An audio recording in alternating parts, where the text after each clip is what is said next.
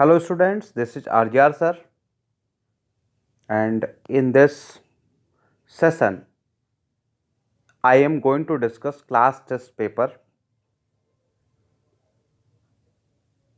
held in diversity batch. Dear student, diversity batch के paper में bio में 2 chapters से क्वेश्चन आए थे, एक बायोमोलिक्यूल और एक morphology of flowering plants. Question number 91 to 135, question number 91 to 135 ये क्वेश्चंस बायोमोलिक्यूल से हैं और क्वेश्चन नंबर 136 से लेकर क्वेश्चन नंबर 180 तक ये question morphology of flowering plant से हैं।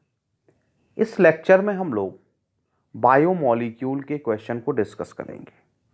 बायोमोलिक्यूल के क्वेश्चन को डिस्कस करेंगे, 1 बाय 1 क्वेश्चंस को देखते चलते हैं और आंसर भी जानते चलेंगे। Enzymes are useful to plants because, बेटा एंजाइम्स जो होते हैं वो मेटाबॉलिक रिएक्शंस को कैटलाइज करने के लिए जाने जाते हैं।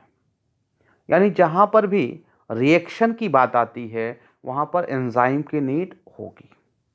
बेसिकली जो सेट ऑफ रिएक्शंस सेल के अंदर चलते हैं उन्हें ही हम मेटाबॉलिक रिएक्शन कहते हैं, जिनके 2 फॉर्म हैं, एक कैटाबॉलिक रिएक्शन और एक एनाबॉलिक रिएक्शन। ओवरऑल रिएक्शन को हम लोग कहते हैं मेटाबॉलिज्म। क्या कहते हैं? मेटाबॉलिज्म। बात करते हैं ऑप्शंस की।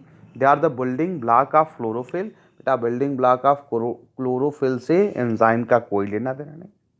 They are essential for the metabolic process, तो करेक्ट ऑप्शन हो जाएगा बी। बोल रहा है they enhance absorption of water and salt. Absorption of water और साल्ट से एंजाइम का कोई लेना देना नहीं है।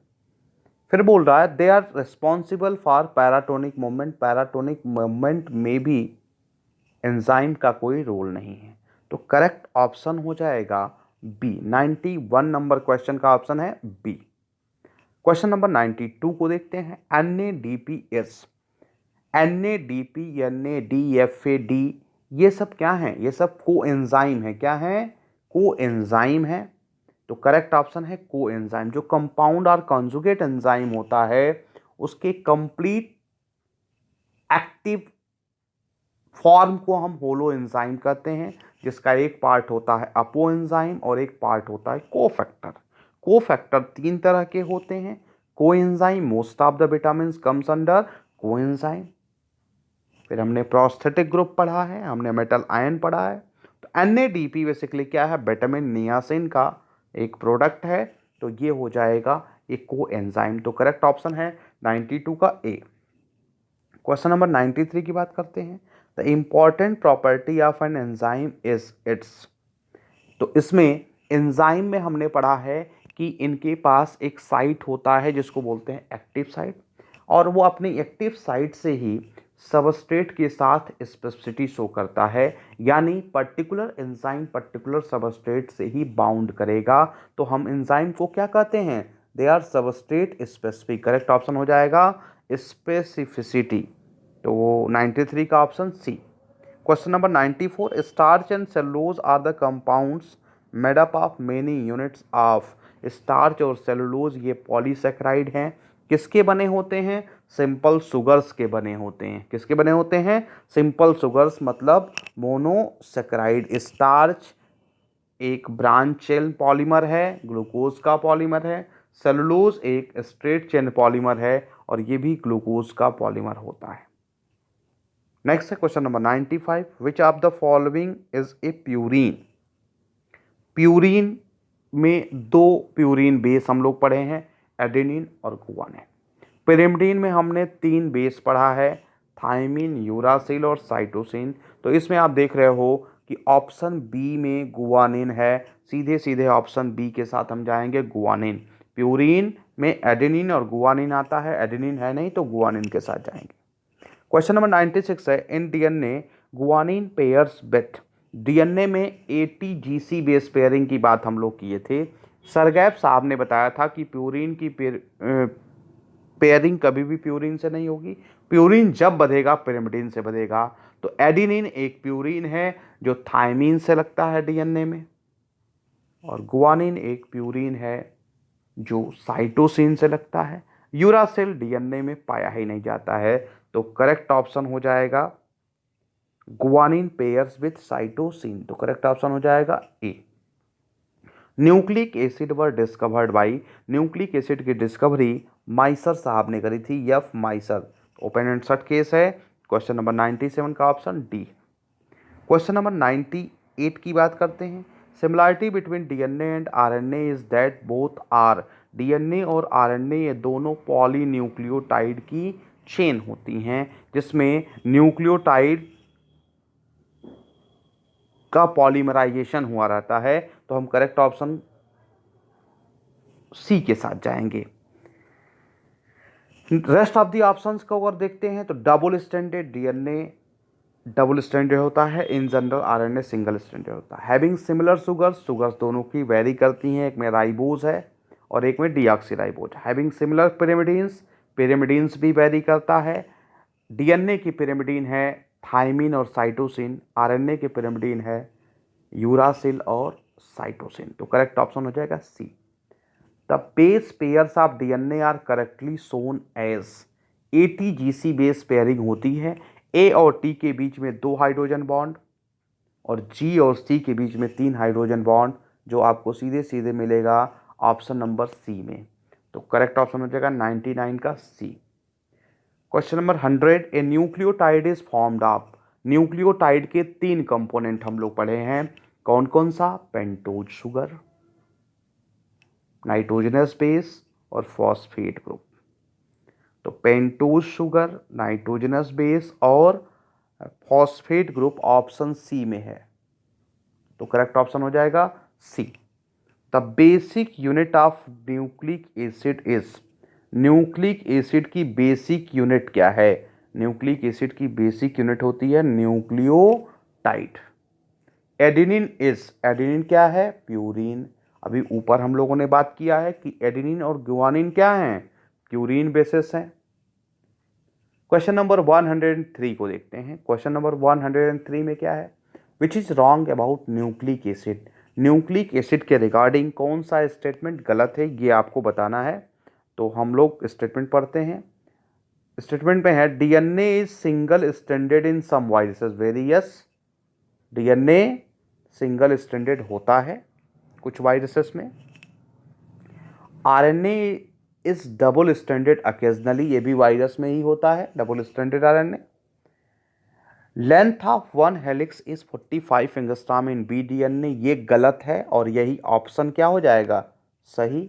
स्टेटमेंट गलत है लेकिन ऑप्शन क्या है? सही, क्योंकि गलत वाला स्टेटमेंट ही पूछा है। One turn off Z DNA has 12 basis, basically 12 base तो नहीं होता है, 12 बेस पेयर होता है, लेकिन मोर एक्यूरेट इसमें ऑप्शन जो बन रहा है वो क्या है? सी है। तो इसको भी हम सही मानेंगे, लेकिन 12 बेसिस नहीं होते हैं, 12 बेस पेयर होता है।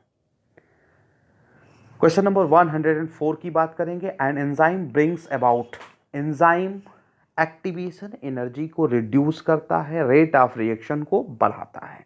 सीधे सीधे आप लोग यहाँ पर ऑप्शन देखेंगे, option number D. Option number D क्या है? करेक्ट ऑप्शन है, क्योंकि हमने पढ़ा है कि एंजाइम जब भी सिस्टम में इन करता है वहाँ पर एक्टिवेशन एनर्जी को क्या करता है? घटाता है। और जैसे ही एक्टिवेशन एनर्जी सिस्टम की कम होती है, सबस्ट्रेट की अवेलेबिलिटी बढ़ती है, रेट ऑफ रिएक्शन क्या हो जाता है? बढ़ जाता है। क्वेश्चन नंबर 105 के साथ आएंगे। Two free ribonucleotide units are interlinked with, ribonucleotides interlinked होते हैं by the phosphodiester bond. Nucleotide के पॉलीमराइजेशन में हमने पढ़ा कि कौन सा बॉन्ड बनता है? फॉस्फोडाइएस्टर बॉन्ड बनता है। तो करेक्ट ऑप्शन हो जाएगा D.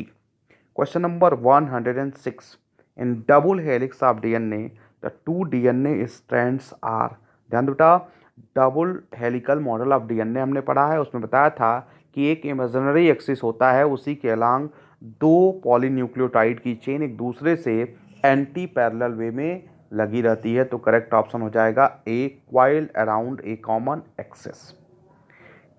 Question number 107, RNA does not possesses. RNA और डीएनए दोनों की नाइट्रोजनस बेस अलग अलग होती है।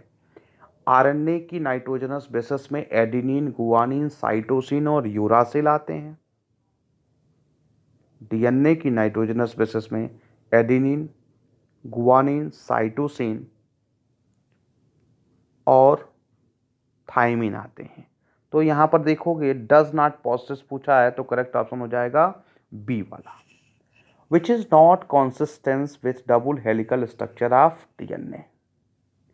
एटीजीसी पेयरिंग की बात कर रहा है, ठीक है। Density of DNA decrease on heating, ये भी ठीक है। A plus T C plus G is not constant, ये ऑप्शन सही हो जाएगा। तो करेक्ट ऑप्शन है सी वाला। Next, enzyme having slightly different molecular structure but performing identical activity. दो ऐसे एंजाइम जिनका मॉलिक्यूलर स्ट्रक्चर सेम है और उनकी एक्टिविटी क्या है, मॉलिक्यूलर स्ट्रक्चर थोड़ा सा डिफरेंट है लेकिन उनकी एक्टिविटी आइडेंटिकल है, तो हम बोलते हैं आइसो एंजाइम्स। क्या कहते हैं, आइसो एंजाइम। तो करेक्ट ऑप्शन हो जाएगा 109 का बी ऑप्शन। क्वेश्चन नंबर 110, 110 में क्या बोल रहा है, ये polysaccharide which is synthesized and stored in liver cell. Liver cell में ग्लाइकोजन की सिंथेसिस होता है और उसका स्टोरेज होता है। तो करेक्ट ऑप्शन हो जाएगा D. Question number 111, in which one of the following groups all the three are examples of polysaccharide। Examples of polysaccharide की बात कर रहा है, तो हम देखते हैं जितने भी ऑप्शन है उसमें कौन पॉलीसेक्राइड्स हैं। स्टार्च, ग्लाइकोजन और सेलुलोज। तो बेटा ये तीनों ही पॉलीसेक्राइड हैं। स्टार्च स्टोरेज पॉलीसेक्राइड है, ग्लाइकोजन स्टोरेज पॉलीसेक्राइड है, सेलुलोज जो होता है वो स्ट्रक्चरल पॉलीसेक्राइड है। तो करेक्ट ऑप्शन हो जाएगा ए। बी ऑप्शन में सुक्रोज डाइसेक्राइड है, माल्टोज डाइसेक्राइड है, ग्लूकोज मोनोसेक्राइड है। ग्लूकोज सी ऑप्शन में मोनोसेक्राइड है, फ्रक्टोज मोनोसेक्राइड है, लैक्टोज क्या है, डाइसेक्राइड है। ऑप्शन नंबर डी में गैलेक्टोज, ये मोनोसेक्राइड है, स्टार्च पॉलीसेक्राइड है और सुक्रोज क्या है, डाइसेक्राइड है। तो करेक्ट ऑप्शन क्या हो जाएगा, A. The most diverse micromolecule found in the cell both physically and chemically are. जो सेल के अंदर मोस्ट डाइवर्स माइक्रोमोलिक्यूल है बेटा वो है प्रोटीन। कौन, प्रोटीन। तो करेक्ट ऑप्शन हो जाएगा protein. Diverse group of micromolecule कौन है, प्रोटीन है। क्वेश्चन नंबर 113 को देखते हैं। 113 में पूछा है DNA synthesis can be specifically measured by estimating the incorporation of radio labelled. Radio labelling करते हैं थाइमिडीन की, किसकी, थाइमिडीन की। तो करेक्ट ऑप्शन होगा सी। ये आप याद कर लीजिएगा कि रेडियो लेबलिंग डीएनए सिंथेसिस में थाइमिडीन की करके चेक करा जाता है, ठीक है। तो सी ऑप्शन है इसका। 114 को देखते हैं। The enormous diversity of protein molecule is due mainly to the diversity of. बेटा प्रोटीन मॉलिक्यूल की जो इनॉर्मस डाइवर्सिटी है वो basically sequence of amino acid की वजह से होता है। सीक्वेंस ऑफ अमाइनो एसिड हर प्रोटीन का क्या होगा, अलग अलग होगा। तो करेक्ट ऑप्शन हो जाएगा सी। बाकी क्या कह रहा है, बाकी कह रहा है amino groups on the amino acid. Amino group on the amino acid से chemical property of amino acid बदलता है। R group on the amino acid, इससे टाइप ऑफ अमाइनो एसिड क्या होगा, डिटरमिन होगा। पेप्टाइड बॉन्ड इसका डाइवर्सिटी से कोई लेना देना नहीं है। Question number 115, cellulose the most important constituent of plant cell wall is made up of. Cellulose जो कि एक स्ट्रेट चेन पॉलीमर है, स्ट्रेट चेन पॉलीमर है और ग्लूकोज मॉलिक्यूल का पॉलीमर है, जिसमें ग्लूकोज एक दूसरे से बीटा 1,4 ग्लाइकोसिडिक बॉन्ड से कनेक्टेड होते हैं। तो करेक्ट ऑप्शन हो जाएगा सी। करेक्ट ऑप्शन हो जाएगा सी। कभी भी अल्फा 1,4 ग्लाइकोसिडिक बॉन्ड वाले ऑप्शन के साथ आप नहीं चाहेंगे, क्योंकि जो ग्लूकोज होता है वो बीटा ग्लूकोज का पॉलीमर है। सॉरी, सेलुलोज जो होता है वो बीटा ग्लूकोज का पॉलीमर है। तो बीटा ग्लूकोज का मतलब वहां पर बीटा 1,4 ग्लाइकोसिडिक बॉन्ड बनेगा।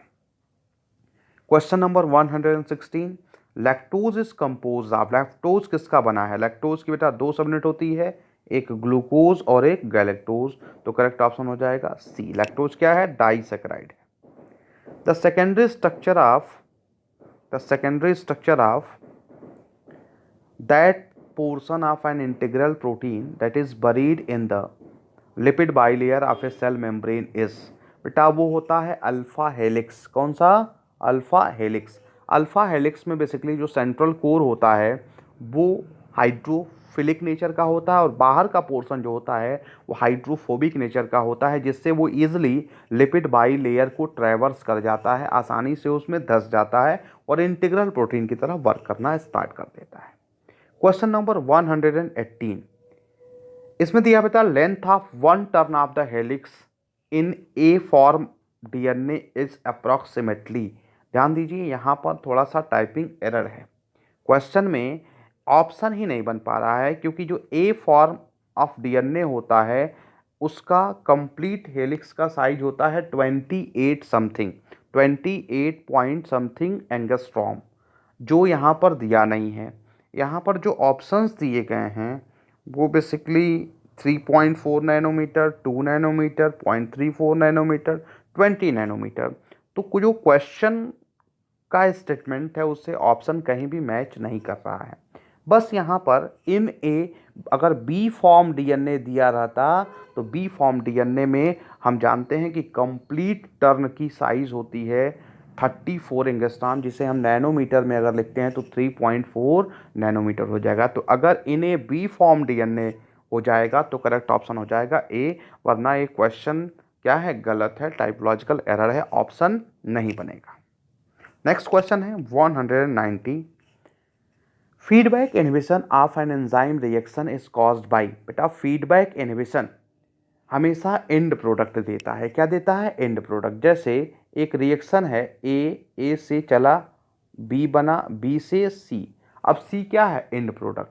अगर सी पर्याप्त मात्रा में सेल के अंदर बन गया है तो सी मैसेज भेजता है ए को कि अब तुम रुक जाओ, अब तुम रिएक्शन मत करो, क्योंकि इससे कोई फ़ायदा नहीं होना है, मेरी जितनी ज़रूरत थी मैं उतना बन चुका हूँ। तो हमेशा फीडबैक इनहिबिशन जो होता है वो एंड प्रोडक्ट से ही आता है। ध्यान दो, दो तरह के फीडबैक होते हैं, एक पॉजिटिव फीडबैक जिसमें सी ए को मैसेज देगा कि नहीं चलाते रहो रिएक्शन, और एक होता है नेगेटिव फीडबैक जिसमें सी ए को कहता है कि अब रिएक्शन की ज़रूरत नहीं है। तो करेक्ट ऑप्शन हो जाएगा एंड प्रोडक्ट। नेक्स्ट है which is an essential amino acid. बेटा ध्यान दो, इसेंशियल अमाइनो एसिड वो अमाइनो एसिड होते हैं जिन अमाइनो एसिड की ज़रूरत होती है किसको? हमारी बॉडी को। हमारी बॉडी को मतलब एनिमल की बॉडी को। एनिमल्स के अंदर टोटल जो 20 प्रोटीन अमाइनो एसिड हैं वो सब नहीं बन पाते हैं, तो उनको लेना पड़ता है थ्रू फूड सप्लीमेंट। इसमें जो एरोमेटिक अमाइनो एसिड हैं, मोस्ट ऑफ द केसेस में एरोमेटिक अमाइनो एसिड देखा गया है कि वो क्या होते हैं? एसेंशियल नेचर के होते हैं, यानी हमारी बॉडी के अंदर, एनिमल बॉडी के अंदर वो अमाइनो एसिड नहीं बन पाते हैं। और यहाँ पर जो 4 अमाइनो एसिड दिया गया है उसमें बेसिकली सेरीन, एस्पार्टिक एसिड और ग्लाइसिन, ये तीनों नॉन इसेंशियल अमाइनो एसिड हैं। ये तीनों हमारी बॉडी के अंदर बन सकता है, सॉरी, फेनिल एलानिन हमारी बॉडी नहीं बना सकती है। तो करेक्ट ऑप्शन हो जाएगा डी। नेक्स्ट है question number 121, lipids are insoluble in water because lipid molecules are. Lipid molecules क्या होते हैं? हाइड्रोफोबिक होते हैं, इसीलिए वाटर इनसॉल्युबल है। ठीक है। नेक्स्ट है क्वेश्चन नंबर 122, कोलाजन इज। बेटा कोलाजन एक फाइब्रस प्रोटीन है। कोलाजन क्या है? फाइब्रस प्रोटीन है और एनिमल वर्ल्ड की डोमिनेंट प्रोटीन होती है। कौन? Collagen. Sorry. In question number 123 बोल रहा है the catalytic efficiency of two different enzymes can be compared by the. Catalytic efficiency enzyme की कंपेयर की जाती है by the KM value. By the KM value हमने क्या बताया था कि केएम माइकलिस मेंटेन कांस्टेंट है। किसी एंजाइम का Km अगर लो है तो एंजाइम मोर एफिशिएंट माना जाता है एज कंपेयर टू वो वाला एंजाइम जिसका Km क्या है, बहुत हाई है। तो करेक्ट ऑप्शन हो जाएगा 123 का सी। नेक्स्ट है question number 124। Anti parallel strand of a DNA molecule means that. बेटा anti parallel strand of a DNA molecule means that, यानी double helical model of DNA का फीचर आपको माइंड में रखना होगा। बोल रहा है फर्स्ट ऑप्शन में the phosphate group of two DNA strand at their end share the same position. बात तो ठीक है, 5 प्राइम पर ही फॉस्फेट ग्रुप लगा होता है, लेकिन इससे एंटी पैरेललिज्म डीएनए का डिसाइड नहीं होता है। तो ए वाला ऑप्शन सही नहीं होगा। बी वाला ऑप्शन जो है वो कह रहा है the phosphate group at the start of two DNA strand are in opposite pole. Very yes, ये रहा अगर जो डीएनए का डबल स्ट्रैंड तो 5 prime to 3 prime and 3 prime to 5 prime to 3 prime. तो यहाँ पर फॉस्फेट रहा और यहाँ पर फॉस्फेट रहा, समझ में आया। तो दोनों क्या होते हैं, in opposite position, in opposite position. तो करेक्ट ऑप्शन हो जाएगा बी वाला। कौन वाला, बी वाला। ठीक है बेटा। फिर बोल रहा है 1 turns clockwise 1 turns anti clockwise, इसका कोई उसके एंटी पैरेललिज्म से लेना देना नहीं है। क्वेश्चन नंबर है 125। Carbohydrate the most abundant biomolecule on earth are produced by. बेटा कार्बोहाइड्रेट की सिंथेसिस ऑटोट्रॉफिक ऑर्गेनिजम्स करते हैं during the process of photosynthesis. तो इसमें हमने बैक्टीरिया पढ़ा था। बैक्टीरिया में ऑटोट्रॉफिक और हेट्रोट्रॉफिक दोनों ग्रुप होता है। ऑटोट्रॉफिक में कीमो ऑटोट्रॉफिक, फोटो ऑटोट्रॉफिक दोनों ग्रुप होता है। तो सम बैक्टीरिया आ जाएगा, ऑल बैक्टीरिया नहीं, सम बैक्टीरिया। एल्गी सबके सब फोटोसिंथेटिक होते हैं, ग्रीन प्लांट सेल सबके सब फोटोसिंथेसिस होते हैं। तो ऑप्शन तो ऐसे मिल गया ए वाला। फंजाई हेट्रोट्रॉफिक है तो हम उसके साथ नहीं जाएंगे।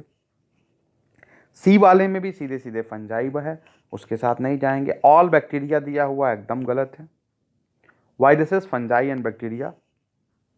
तो बी सी डी पूरी तरीके से गलत है क्योंकि इनके पास हेट्रोट्रॉफिक ग्रुप ऑफ ऑर्गेनिजम्स हैं। तो करेक्ट ऑप्शन हो जाएगा 125 का ए। नेक्स्ट है question number 126। About 98% of the mass of every living organism is composed of just 6 elements including carbon, hydrogen, nitrogen और ऑक्सीजन। बेटा इन्हें कहा जाता है बिग 4 एलिमेंट। क्या कहा जाता है, बिग 4 एलिमेंट। इनके अलावा कैल्शियम और फास्फोरस 5वें और 6ठे स्थान पर हैं, यानी हमारी बॉडी के अंदर 6 ऐसे एलिमेंट हैं जो 98% ऑफ द मास को बनाए हुए हैं। तो करेक्ट ऑप्शन हो जाएगा सी वाला। Next, A competitive inhibitor of succinate dehydrogenase is.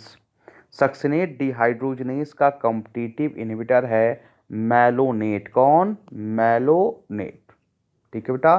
तो करेक्ट ऑप्शन हो जाएगा सक्सिनेट डिहाइड्रोजनेज का मैलोनेट क्या है, कॉम्पिटिटिव इनहिबिटर है। नेक्स्ट है question number 128। Carrier ion like sodium facilitate the absorption of substances like। Sodium ion जो होता है वो अमाइनो एसिड और ग्लूकोज के एब्जॉर्प्शन को फैसिलिटेट करने का काम करता है। तो करेक्ट ऑप्शन हो जाएगा ई। नेक्स्ट है which is a disaccharide. Disaccharide पहचानना है। गैलेक्टोज, फ्रक्टोज, माल्टोज क्या है, डाइसैकेराइड है। 2 ग्लूकोज सब यूनिट का मिलके बना होता है। Which element is normally absent in protein. बेटा प्रोटीन के पास कार्बन होता है, नाइट्रोजन भी होता है, सल्फर भी होता है, फॉस्फोरस नहीं होता है। तो करेक्ट ऑप्शन हो जाएगा D. Protein most abundant in human body is, human body में मोस्ट एबंडेंट प्रोटीन होता है कोलेजन। कौन सा? Collagen. Collagen is the most abundant protein in human body. Next question है characteristic feature of haemoglobin.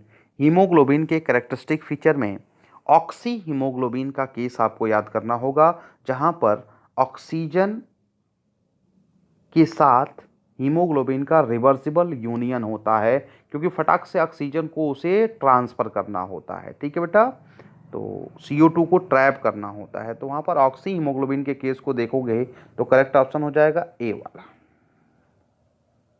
Next question है 133, milk protein is, milk protein casein है। ये basic fact है, आपको पता होना चाहिए कि मिल्क में जो प्रोटीन पाई जाती है वो कौन सी प्रोटीन होती है? केसीन प्रोटीन होती है। Amino acids which are not synthesize in the body are called essential amino acid. कौन सा amino acid? Essential amino acid. Open and shut case, superficial level का क्वेश्चन है ये। In India the best source of protein in herbivores person is, best source of protein, एक तो ये बात है, और दूसरा बोल रहा है हर्बीवोर्स, यानी प्लांट ओरिजिन की वो सोर्स के बारे में पूछ रहा है। Pulses, potato, egg, meat. Egg और मीट ये दोनों एनिमल प्रोटीन के सोर्स हैं। पोटैटो में तो बस स्टार्च होता है, तो करेक्ट ऑप्शन हो जाएगा ए वाला। तो ये क्वेश्चन नंबर 91 टू 135 जो हमने इस लेक्चर में डिस्कस किया है, ये क्वेश्चन थे बायोमॉलिक्यूल के। नेक्स्ट सेशन में हम लोग क्वेश्चन नंबर 136 टू 180 की बात करेंगे, जो मॉर्फोलॉजी ऑफ फ्लावरिंग प्लांट के क्वेश्चंस हैं, उनका आंसर हम लोग जानेंगे, उनके पीछे की कहानी हम लोग समझेंगे। बेटा थैंक यू।